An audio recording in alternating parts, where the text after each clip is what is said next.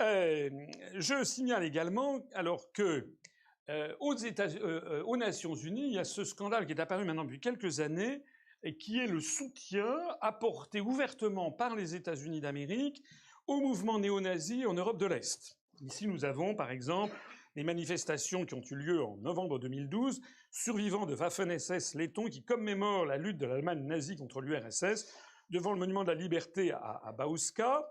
On voit ici tout ce que l'on trouve en Lettonie, on trouvait à peu près la même chose en Estonie.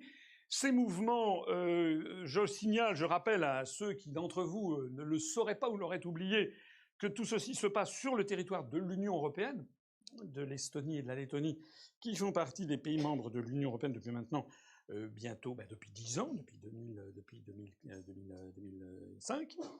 Et que donc, alors ça concerne l'Estonie et l'Estonie et la Lettonie.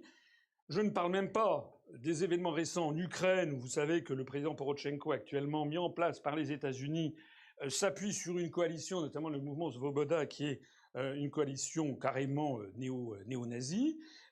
Tout ceci est ardemment soutenu par les États-Unis d'Amérique, ce qui a fait que la Russie, qui certes n'est plus l'URSS et donc a pris de la distance par rapport au régime soviétique, mais néanmoins la Russie quand même tord le nez quand elle voit que les monuments aux morts des libérateurs contre l'Allemagne nazie des troupes soviétiques sont remplacés, démolis, détruits, et qu'en revanche dans ces régimes on fleurit les tombes des Waffen-SS, les monuments aux morts, et avec l'approbation des autorités gouvernementales et notamment les plus hautes autorités de l'État. Donc du coup, la Russie a proposé à l'Organisation des Nations Unies des résolutions pour condamner ces manifestations. Donc à l'ONU, les États-Unis refusent de condamner la glorification du nazisme, puisque la Russie a demandé qu'on condamne ces manifestations, et a entraîné les pays de l'Union européenne dans l'abstention. C'était le cas, ça a été le cas à plusieurs reprises. Le 27 novembre 2012, par exemple, l'Assemblée générale de l'ONU a adopté le lundi 26 au soir une résolution qui condamnait la glorification du nazisme. Il y a eu 120 voix pour, c'était dans l'Assemblée générale, donc l'ensemble des pays du monde. Donc il y a eu tous les pays du monde arabe, tous les pays d'Afrique, tous les pays latino-américains, tous les pays d'Asie. Il y a eu 3 voix contre, les États-Unis, le Canada et les îles Marshall. Les îles Marshall étant une espèce de colonie qui ne dit pas son nom des États-Unis dans le Pacifique.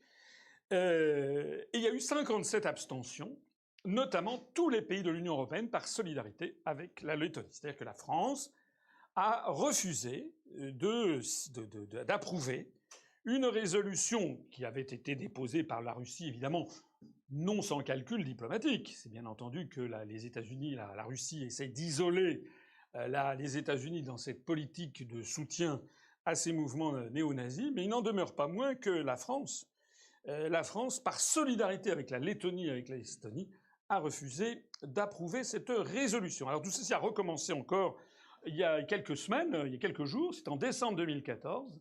Les États-Unis, toujours la même histoire. Chaque année désormais, la Russie fait une demande de condamnation de la glorification du nazisme. Et chaque année, le même scénario se passe. Vous le voyez ici, par exemple.